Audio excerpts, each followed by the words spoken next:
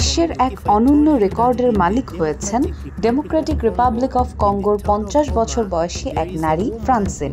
তিনি জন্ম দিয়েছেন 53টি সন্তানের, যা তাকে বিশ্বের সর্বাধিক সন্তানের জন্মদানকারী নারীদের একজন হিসেবে চিহ্নিত করেছে। বিরল একটি জেনেটিক অবস্থার কারণে তিনি অস্বাভাবিকের তুলনায় অনেক বেশি সংখ্যায় গর্ভধারণ করেন এবং প্রতি গর্ভধারণে একাধিক সন্তানের জন্ম দেন।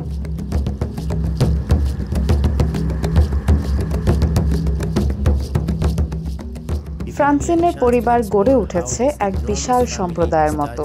এই পরিবারে রয়েছে তার নিজ হাতে গড়া সংস্কৃতি, নিয়ম এবং প্রতিদিনের সংগ্রাম। একক মা হিসেবে এতগুলো সন্তানের দেখভাল করা সহজ কাজ নয়, তবে ফ্রান্সিন কখনোই হার মানেননি। নিজের জীবনের সবটুকু উৎসর্গ করেছেন সন্তানদের জন্য। স্থানীয় সমাজেও তিনি অনুপ্রেরণার প্রতীক। ফ্রান্সিন জানান, প্রতিটি সন্তানই ঈশ্বরের উপহার।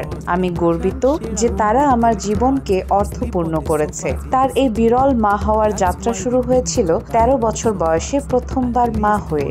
এরপর প্রায় প্রতি 2 বছরে একাধিক সন্তানের জন্ম দেন তিনি। বর্তমানে তার সবচেয়ে বড় সন্তান 37 বছর বয়সী, আর সবচেয়ে ছোটটি মাত্র কয়েক মাসের।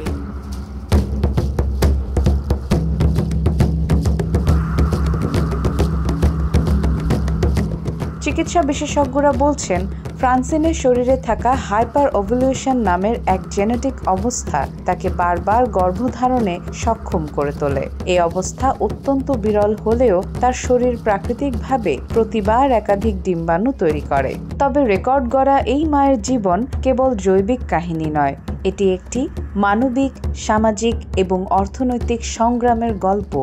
তিনি সরকারি সহায়তা ছাড়াই নিজ সন্তানদের লালন পালন করছেন।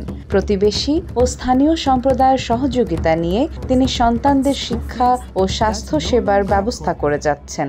বিশ্বজুড়ে আলোচনার কেন্দ্রবিন্দুতে উঠে এসেছেন এই অসাধারণ মা।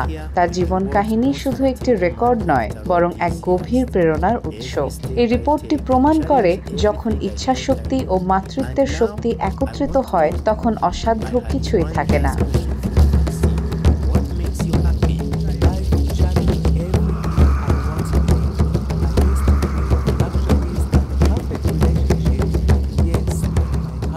Desk report, Recap News.